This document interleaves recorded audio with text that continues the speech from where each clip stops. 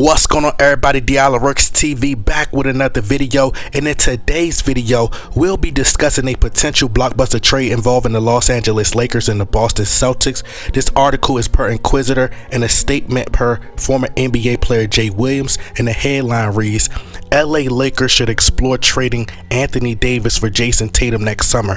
He says, trading Anthony Davis. The Lakers may have decided to stand pat at the 2022 NBA trade deadline, but if they suffer a huge disappointment this season, they are highly expected to make a roster overhaul next summer. With their limited trade assets and salary cap space, improving their current roster will be a tough task for the Lakers. In an appearance on ESPN Radio via YouTube, NBA analyst Stephen A. Smith said that if they want to make major roster changes, the Lakers should explore trading Davis in the 2022 NBA offseason.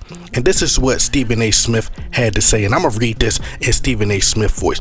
Rob Pelinka needs to be on the phone shopping his big man just to see how much Anthony Davis is worth. Because what other assets do the Lakers have? They're retooling for what we all know is coming.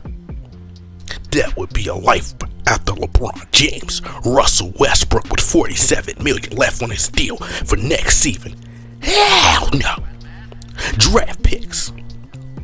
The Lakers don't even have a pick until the year 2023. The only asset they do have is Anthony Davis. Okay? So the article goes on to say Jayson Tatum, a potential trade target for the LA Lakers. He says, while asking for the reaction of SiriusXM NBA radio host Frank Asola and Smith's statement, ESPN analyst Jay Williams mentioned one player that the Lakers could target in a potential deal involving Davis, all-star small forward Jayson Tatum of the Boston Celtics. He says, the Celtics may not have shown any indication that they are planning to move Tatum, but since the start of the 2021-2022 NBA season, rumors have been swirling around him and his future in Boston. In the middle of their struggle in December, Jake Fisher of Bleacher Report said that he's starting to see the beginning of the end for the Jayson Tatum, Jaylen Brown pairing in Boston. He says swapping Anthony Davis for Jayson Tatum is a no-brainer. So if you guys would like to read the full article, the link is in the description box. Now, me personally, I think that if the Lakers organization are all fully convinced that they are ready to trade Anthony Davis, then by all means, I honestly think that it's just time for them to gut the entire franchise and just start over from scratch. You know, as much of a fan that I am of Anthony Davis, when you look at how he got injured last year before last year's playoffs, then once he came back to start this season, he ended up getting injured again. Then he goes down once again, and he's out 4 weeks when we played the Utah Jazz. Right now you have on your hands a liability. So if I were the Lakers, I would shop Anthony Davis and, you know, trade Anthony Davis, make a call to Chicago, which is ultimately where Anthony Davis wants to play. It's his hometown. He's done multiple interviews where he's always kept the door open on a possibility about going to Chicago. He's already let it be known that he refuses, you know, to go to play in Boston, you know, to play for the Celtics.